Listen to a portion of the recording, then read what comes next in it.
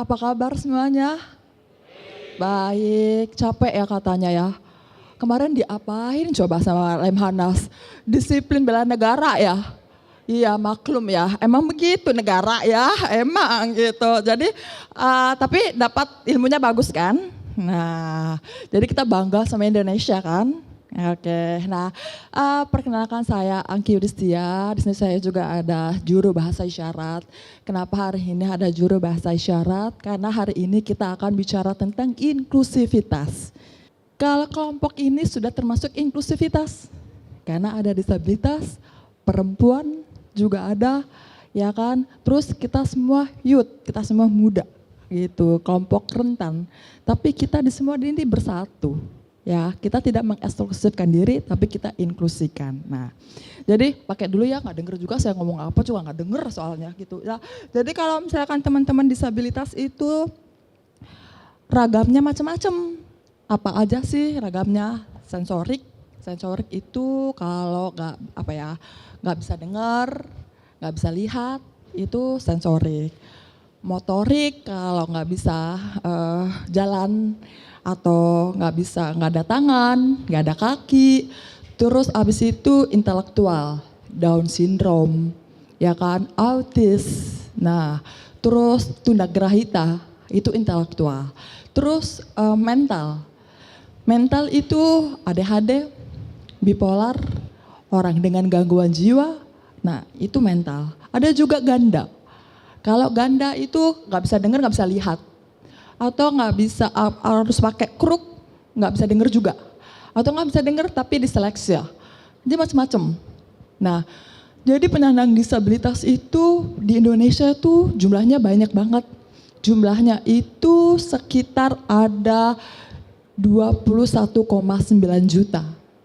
Banyak banget kan? Artinya 8,5%. Jumlah penduduk kita 270 juta.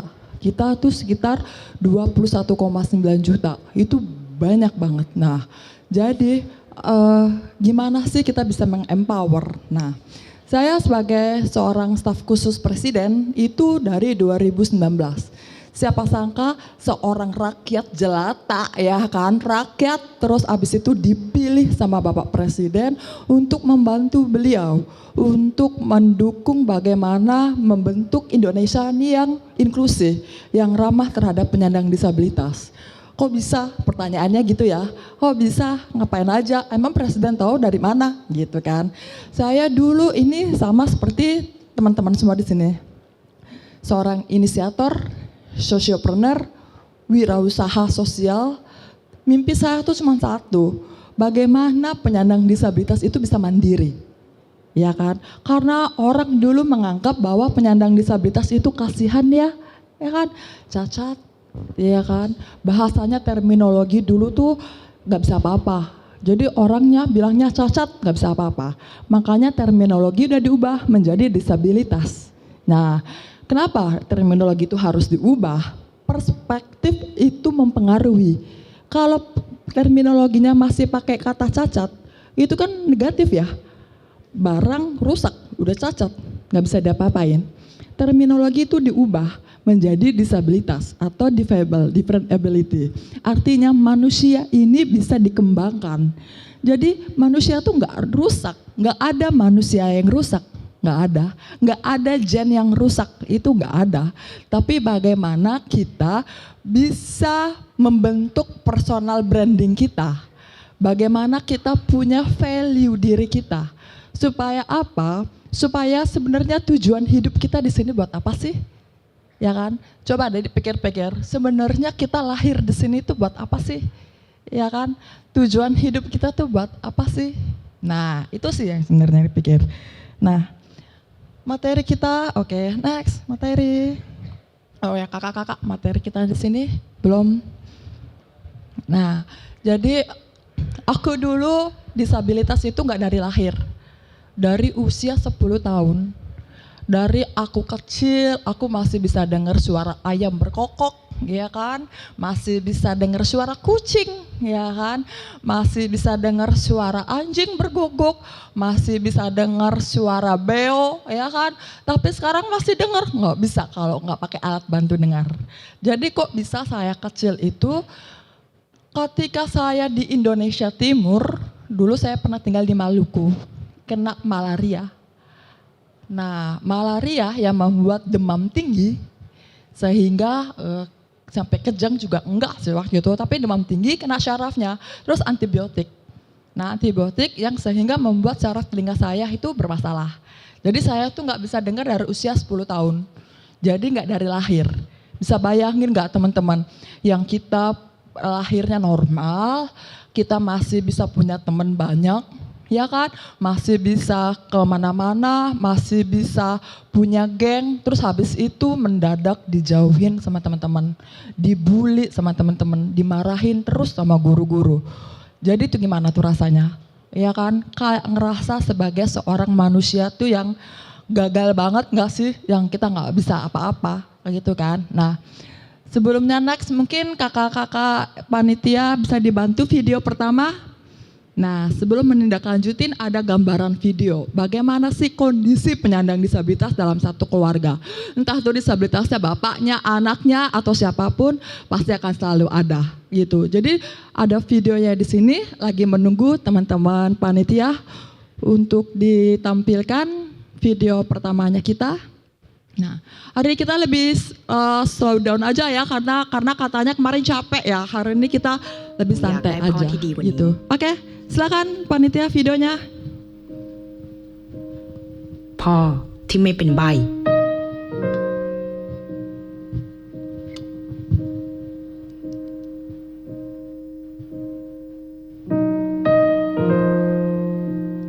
พ่อที่เหมือนคนอื่น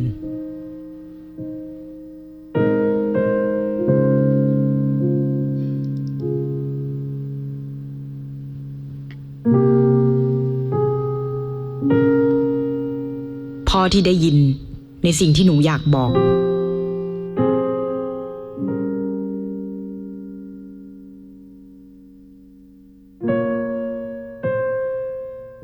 พ่อที่พูดได้แล้วก็เข้าใจหนูได้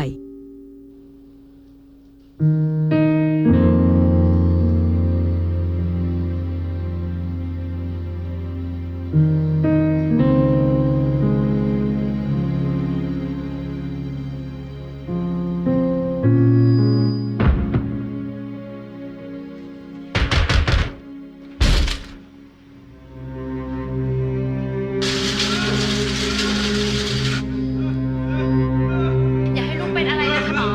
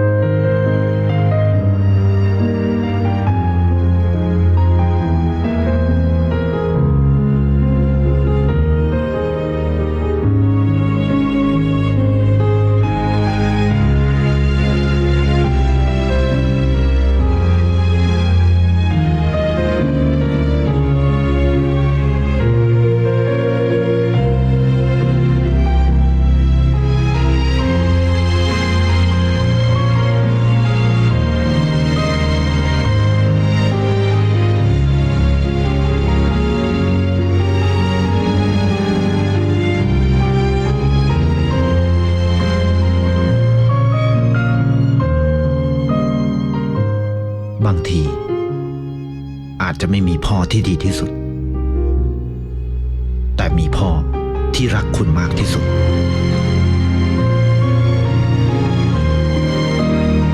ดูแลคนที่ดูแลคุณ Jadi dalam setiap keluarga itu nggak ada yang sempurna. Diri kita tuh nggak ada yang sempurna. Keluarga kita tuh nggak ada yang sempurna. Tapi apa sih yang membuat kita bertahan? percaya akan sayangnya kita sama anak kita atau kita kepada orang tua kita. Sebenarnya kalau kita sebel banget sama orang tua kita sebel banget sama ayang-ayang kita, sebenarnya itu maksud mereka tuh baik loh. Itu cuman kita aja nggak pernah kelihatan. Makanya kita tuh perlu banyak pembangkang, perlu banyak emosi, perlu banyak perlawanan gitu, perlawanan. Tapi sebenarnya apa? Sebenarnya ini ditujukan untuk masa depan kita itu. Nah, jadi mulai sekarang cek nih kalau ada berantem sama orang tuanya, jangan lupa minta maaf ya. Cek nih ada yang berantem sama siapa gitu, karena hidup kita itu nggak sempurna. Tapi bagaimana kita bisa menyempurnakannya gitu. Nah, aku sih palingan mau ngebahas ini aja, mau ngebahas tentang top 10 skill untuk teman-teman sebagai generasi muda. Kita tuh sama lah, kita milenial, Gen Z, kita semua sama. Untuk kita itu sebenarnya dipersiapkan untuk menjadi pemimpin. Kenapa kita dipersiapkan untuk menjadi pemimpin? Karena milenial dan Gen Z ini itu akan suatu hari akan meneruskan estafet kepemimpinan. Semua akan mau menjadi pemimpin. Sebenarnya pilihannya dua, mau jadi pemimpin atau mau menjadi follower. Yang mau menjadi pemimpin siapa? Yes, 100% semua di sini. Nah, kalau mau jadi pemimpin kita harus punya skill set. Nah, yang pertama sebenarnya kalau dilihat dari yang sini, oke lah ini 2025, kita coba tuh 2020 dulu. Nah, 2020 ini untuk menuju ke sini, sebenarnya ini yang pertama kompleks problem solving. Nah, tidak ada masalah yang tidak ada jalan keluar. Semua hal pasti akan selalu dipertemukan dengan masalah. Pemimpin selalu bertemu dengan masalah. Tapi bagaimana seorang pemimpin harus cari solusinya, tapi tidak menyalahkan orang lain. Cek deh, kalau kita menjadi pemimpin, kita punya tim, tapi bagaimana kita bisa, setiap ada masalah nih, apa solusinya? Harus kita yang pikirin, nggak nunggu menurut lo apa, gitu kan? Kita harus, nggak apa-apa kita bertanya, nggak apa-apa ask the teamwork, tapi setidaknya kita tahu apa yang harus kita lakukan, karena kita sebagai decision making, oke? Ya. Yang kedua, itu adalah critical thinking. Ini adalah salah satu bagaimana kita bisa survive. Itu adalah berpikir yang kritis. Bagaimana sih kita bisa berpikir kritis? Ya banyak-banyak baca, banyak-banyak ketemu orang, jejaring kita lebih luas. Karena kenapa? Untuk menetapkan satu keputusan yang sangat krusial itu kita harus bisa berpikir kritis. Kita harus bisa berpikir out the box. Kita harus berpikir bagaimana 5 tahun, 10 tahun ke depan. Emang susah ya jadi pemimpin? Memang, karena suatu usaha kita itu adalah kita yang pegang. Bagaimana kita bisa sampai 5 sampai 10 tahun ke depan? Itu menjadi critical thinking. Ketiga, kreatif. Siapa sangka pandemi itu datang? Nggak ada yang tahu kan pandemi itu datang. Tapi begitu pandemi datang, kita semua kreatif kan? Kita nggak bisa keluar dari rumah, tapi kita harus kerja. Caranya gimana? Itu adanya digital. Itu adanya Zoom meeting, itu adanya e-commerce, itu adanya sosial media semakin berkembang. Karena apa? Karena kreatif. Kita harus mencari cara bagaimana kita bisa tetap empower satu sama lain, bisa connecting satu sama lain. Kita harus bisa berpikir kreatif, ya. Berikutnya people management. Nah, kalau zaman dulu, zaman kita dulu, zaman kakak-kakak senior ya, kita tuh kalau palu gada apa lo mau gua ada, itu kayaknya keren banget pada zaman dulu. Tapi kalau sekarang, kalau palu gada itu bingung, ya kan? Tapi bagaimana kita ini punya karakter sendiri, value-nya kita apa? Pemimpin semua di sini 40-an nggak mungkin sama, semua beda. Tapi bagaimana kita bisa people manajemen itu adalah bisa bersinergi satu sama lain. Berkolaborasi satu sama lain. Bagaimana misalnya usaha A ketemu usaha B itu saling kerjasama. Itu people management. Dengan sesuai dengan karakter masing-masing. Jadi nggak ada lagi musuhan atau berkompetisi tapi bersinergi sama-sama. Supaya kita saling menguatkan. Itu people management ya. Berikutnya itu coordinating with others. Tadi sama, bersinergi, berkolaborasi. Kita harus berkoordinasi. Bagaimana sih berkoordinasi yang tepat? Berkoordinasilah dengan santun. Jadi ketika kita mau melakukan komunikasi, kita tahu bahwa kita itu Bhinneka Tunggal Ika. Dengan ragam language, bahasanya kita tuh beda-beda. Tapi kita tahu bahasa Indonesia yang baik dan benar kan? Bagaimana kita harus memulai berkomunikasi dulu dengan santun. Bagaimana kita mau mengajak kerjasama orang lain itu dengan baik. Sehingga orang lain itu mau kerjasama dengan kita. Jadi jangan, lo mau gak kerjasama sama gue? Emang situ teman gue gitu kan. Tapi bukalah kata-kata yang apa kabar, boleh perkenalkan diri dulu gitu. Jadi presentasi diri kita, presentasi bisnis kita, tapi dengan santun. Itu saling bersinergi satu sama lain. Ya. Berikutnya, emotional intelligence. Ini paling utama juga. Kenapa? No baper-baper club. Ya, oke. Kenapa? Nggak semua hal itu sesuai keinginan kita. Jangan pernah takut gagal. Karena gagal itu pengalaman hidup. Kalau kita takut gagal, kita akan susah berkembang. Jadikanlah kegagalan itu adalah pengalaman kita untuk naik tingkat. Ya kan? Jadi banyak banget pemimpin itu gagal. Karena kenapa? Karena sudah bertarung dengan asumsinya sendiri.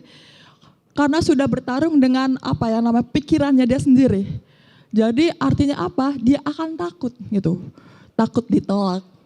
Ya kan? Takut macam-macam karena dia terlalu emosional ya. Jadi kita harus memanage emosi kita.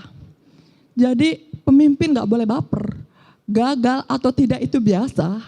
Jadi tetap strong. Sebagai seorang pemimpin, itulah makanya kita harus memaintain. Itu enggak yang paling susah itu adalah sebagai seorang perempuan. Why? Perempuan ini kan pada saatnya nanti itu akan menikah, benar gak? Pilihan paling susah itu adalah saya mau stop di sini nurut sama suami atau saya tetap melanjutkan apa yang sudah saya perjuangkan. Itu yang paling sulit. Pagi kita harus menjadi istri yang baik, menjadi anak yang baik, keluar dari rumah kita harus menjadi pemimpin yang baik. Itu tuh capek. Nah, tapi itu yang harus dimengerti oleh laki-laki. Kenapa perempuan dan laki-laki ini kita harus setara, harus saling membantu. Karena satu menggunakan hati, satu menggunakan logika. Iya kan? Jadi artinya gimana kita bisa manage aja. Nah, itulah emotional intelligence yang harus memanage hatinya kita. Gitu ya. Berikutnya ini adalah decision making, judgment and decision making. Untuk memutus segala sesuatu harus pakai logika. Nggak bisa pakai perasaan. Jadi kalau kita mau sesuatu, gimana caranya kita bisa memutuskan segala sesuatu dengan pakai logika? Data. Saya selalu diajarkan oleh bos saya adalah presiden, ya kan? Pak Presiden langsung, bagaimana beliau ini harus memutuskan segala sesuatu yang paling susah sekali. Beliau selalu saya minta data. Data itu yang berbicara, logika. Jadi dia tidak menggunakan perasaan atau keputusan dia pribadi. Ini adalah keputusan data untuk rakyat Indonesia. Dia harus tahu dari hulu ke hilir berapa orang yang lapar, berapa orang yang butuh bantuan, berapa orang yang tajir, berapa orang yang miskin. Dia harus tahu sehingga dia bisa mengambil keputusan itu. Jadi untuk mengambil keputusan itu harus based on data, ya. Lalu berikutnya service orientation. Nah, ya itu tadi saya bilang nggak bisa palu gada. Kita harus menentukan value-nya kita. Service apa yang kita tawarkan kepada orang lain. Jadi emang sih rumput tetangga paling hijau, tapi rumput kita bisa dong dihijauin, ya kan? Jangan lupa dipupuknya, disiramnya, ya kan? Biar kita tuh menjadi pakar, menjadi ahli di bidangnya. Nah, yang membedakan kita dengan yang lain itu. Lalu berikutnya negotiation, ini kuncian. Negotiation itu adalah hal yang paling harus kita pelajari. Bagaimana bisa win-win solution. Kita untung, mereka untung. Nggak ada untung dan rugi, tapi sama-sama untung. Nah, satu hal tips dan trik buat teman-teman di sini, bagaimana bisa negosiasi sehingga sampai kepada keputusan bersama. Kalau saya dulu, karena saya pernah ikutan coach, jadi kalau kita masih ragu akan pembicaraan kita, ketika kita tanya balik. Contoh ya, contoh. Misalnya kalau kita tanya, menurut Bapak, menurut Bapak warna handphone saya bagus nggak? Gitu. Tidak akan pasti nanya, orang pasti akan nanya, menurut kamu bagus nggak? Ditanya lagi, kalau menurut saya sih bagus, tapi bagaimana menurut Bapak? Balik tanya lagi, kenapa? Kebanyakan orang kalau ditanya maunya jawab, ya kan? Karena berasa kita pinter. Kita nggak mau tanya lagi karena takut dikira bodoh, bener gak sih? Tapi nggak apa-apa, tanya balik lagi aja. Karena kan kita nggak tahu bisnis kita tuh bagus apa enggak. Daripada kita membagus-baguskan bisnis kita tanya lagi sama orang, menurut Anda bisnis kita perlu apa yang perlu direvisi, apa dikembangin lagi gitu. Nggak apa-apa, sering banyak tanya, itu kita akan menemukan jawabannya. Jadi jangan pernah takut bertanya. Jadi kalau kita takut bertanya, sesat di jalan ya. Jadi tanya aja nggak apa-apa. Nah, terakhir itu adalah flexibility. Flexibility ini itu penting banget buat kita, karena kenapa? Area kita tuh selalu berubah dan selalu beradaptif. Jadi kalau kita bilang Tanah Abang kenapa selalu kosong terus, karena nggak bisa beradaptif gitu. Kita mau nyalahin e-commerce ya nggak bisa. Karena kenapa? Karena demand banyak banget banyak banget customer kita itu semua pada online. Kalau kita nggak bisa ngikutin online itu ya kita akan tergerus. Kita akan nggak bisa apa-apa. Makanya kita mencoba untuk flexibility. Bagaimana kita bisa mendapatkan flexibility ini adalah sering-sering riset. Jadi jangan buat sesuatu berdasarkan asumsi, tapi riset apa sih yang dibutuhkan oleh customer kita, apa sih yang diinginkan, apa sih kesukaannya mereka.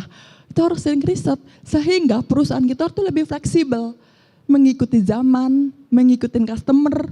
Nah itu harus fleksibel gitu. Nah itu sih terakhirnya. Nah endingnya sebagai pengusaha yang sukses itu adalah pengusaha yang berdampak kepada masyarakat.